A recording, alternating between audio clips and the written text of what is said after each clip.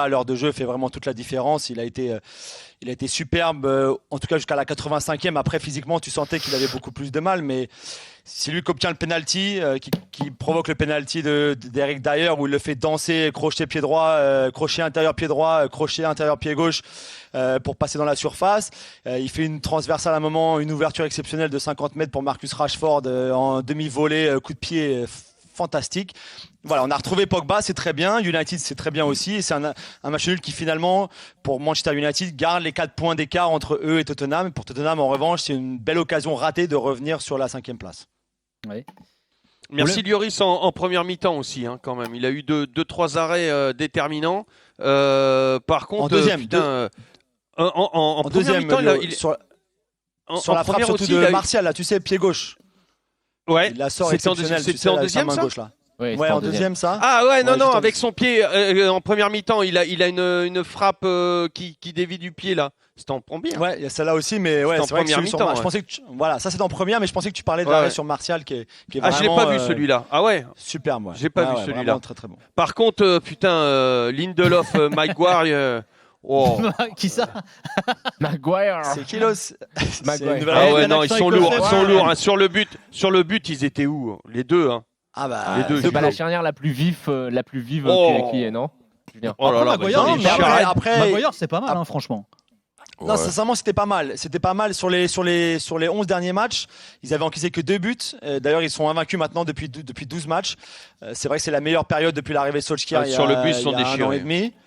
C'est vrai que sur le but, c'est 2 plots, notamment Maguire. Il n'a pas le droit de se faire humilier de cette façon. D'ailleurs, Roy Keane à la télévision anglaise à la mi-temps les a démontés tous les deux, et De Gea et Maguire.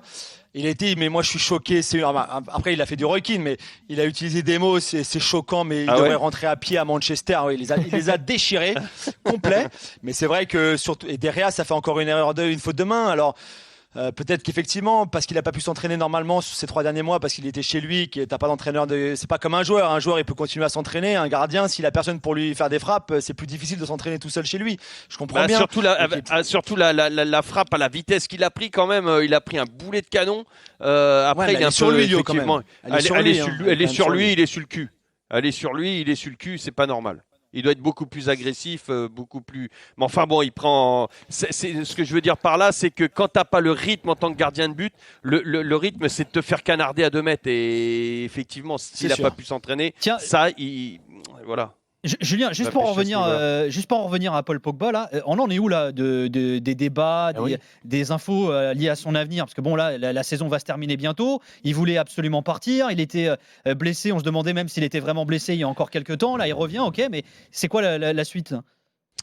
Alors pour l'instant, de ce que je sais, de ce qu'on m'a dit, c'est qu'il voulait vraiment se concentrer sur cette reprise. C'était très important pour lui. Tu l'as dit tout à l'heure, juste avant qu'on lance la pub, il n'avait plus joué depuis le 26 décembre.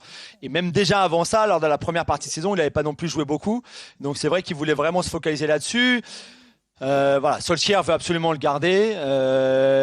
Tu sens bien encore ce soir. Moi, je comprends pas comment déjà il a pas pu le faire débuter. Alors d'accord, ça faisait longtemps qu'il n'avait pas joué, mais il était en forme à l'entraînement. Il avait été titulaire lors du match amical contre West Bromwich avec Bruno Fernandes au milieu. Ça s'était plutôt bien passé entre les deux. Je m'attendais vraiment à ce qu'il débute ce soir. Il a laissé sur le banc, mais tu sens quand même la différence dès qu'il est entré en jeu. C'était une autre équipe de Manchester United. Ça jouait vite vers l'avant. Au milieu de terrain, tu sentais le contrôle du ballon qu'il avait, les changements d'aile, comme on disait tout à l'heure, l'ouverture qu'il fait pour Rashford, elle est fantastique. Cette capacité à éliminer aussi dans la surface, comme sur le penalty, il n'y a pas grand monde non plus dans son équipe à lui qui est capable de faire ça. Donc tu sens la différence avec et sans lui. Moi, je comprendrais si Solskjaer faisait tout pour le garder. Après, peut-être que lui, à 27 ans, il a envie d'aller voir ailleurs. Si effectivement, si le Real Madrid vient te chercher, c'est son rêve quand même absolu. Je pense qu'il dira pas non plus, mais c'est vrai que du point de vue de Manchester United, quand tu vois encore le match de ce soir, tu te dis pourquoi le vendre? Si tu peux le garder, garde-le, parce que je pense que l'association Bruno Fernandes Paul Pogba, quand lui sera revenu, quand Paul sera revenu à son meilleur niveau, ça peut faire des étincelles. Et encore une fois, moi je veux bien qu'on le critique. Effectivement, parfois il peut faire plus. Il est un petit peu nonchalant peut-être. Il a des coupes de cheveux un peu folkloriques. On s'en fout de ça. Je suis désolé. Non, mais niveau talent, je suis désolé. C'est le meilleur joueur de son équipe et de loin. Et c'est un des meilleurs milieux de terrain du monde. Pour moi, il n'y a pas photo.